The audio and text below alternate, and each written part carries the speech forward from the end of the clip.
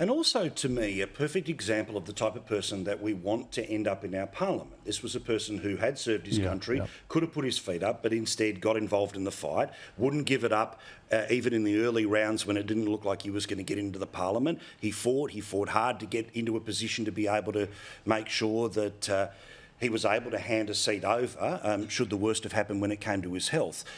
That is the type of person we want in our parliament. We need more Jim Molans. How do we find more Jim Molans? Well, in the next couple of years. Well, look, we've just been talking with friends about this over the holidays. I mean, I approached mates of mine who have been successful in business, trying to get more people into the party.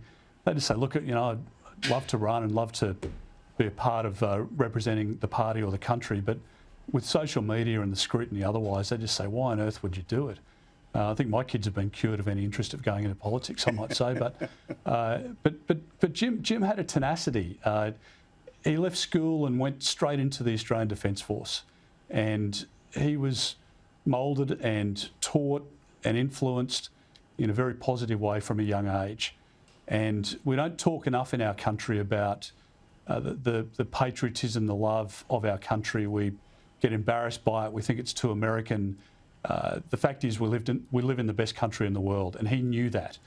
And he wanted to be in the Liberal Party because he believed and he lived and he fought for our ideals.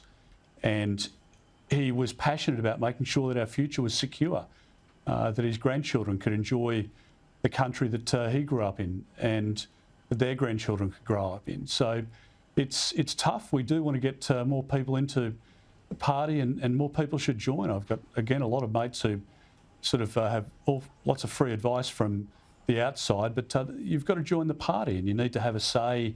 You're not happy with the way the party's going, whether it's our party or Labor Party or wherever, you've got to put your hand up, and we shouldn't take for granted what we've got in our country, and Jim Molan never did. Well, what's the one line from a telly show? Decisions are made by those who turn up, and he turned up over and over and over again. I'm just looking at that overlay of his laugh. God, I'll miss his laugh. Peter, nice to talk to you. We'll do it again on wider issues a little bit later. Thanks for the chat.